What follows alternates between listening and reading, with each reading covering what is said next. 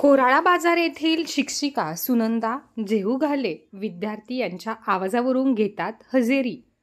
मोताळा तालुक्यातील असलेल्या कोराळा बाजार येथील जिल्हा परिषद शाळा असून ही शाळा उच्च माध्यमिक शाळा असून या ठिकाणी 1ली ते 8वी पर्यंत शाळा आहे। या शाळेतील वर्ग 3च्या असलेल्या शिक्षिका सुनंदा जेहुघाले या विद्यार्थ्यांमध्ये इतक्या मिसळल्या असून त्यांना आता विद्यार्थ्यांची हजेरी घेण्यासाठी त्यांचा चेहरा पाहण्याची गरज नसून चक्क त्यांच्या आवाजावरूनच त्यांची हजेरी घेतात।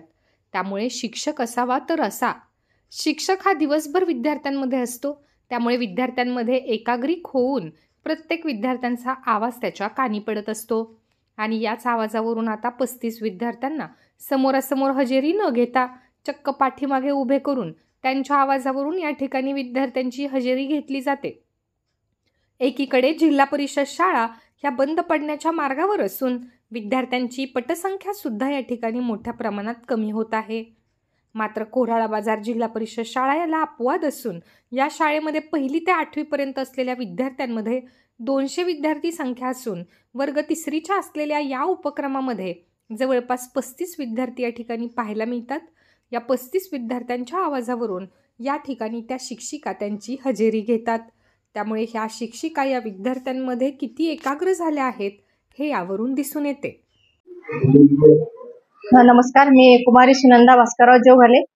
मी जिल्हा परिषद मराठी उच्च प्राथमिक शाळा कोराळा बाजार येथे कार्यरत आहे सहाय्यक शिक्षक म्हणून। माझ्याकडे मागच्या वर्षी 2024-25 ला इयत्ता 2री हा वर्ग आला। त्या वर्गामध्ये आपण रोज जशी प्रेझेंटी घेतो, प्रेझेंटी मुलगा बघून आपण प्रेझेंट किंवा अब्सेंट असं म्हणतो। तर मग मी ठरवलं की त्याच्याकडे न बघता फक्त त्याच्या आवाजावरूनच आपण त्यांची प्रेझेंटी घेऊन बघू।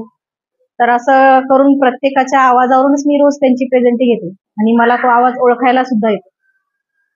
त्यांचं आणि माझं कनेक्शन, समजा ते माझ्याशी बोलतात, गप्पा मारतात, जवळ बसतात, तेवढ्यावरूनच मग त्यांचं आणि माझं कनेक्शन असल्यामुळे मग मला लवकर त्यांचा आवाज ओळखायला येतो। साधारणतः 33 विद्यार्थी आहेत माझ्याकडे।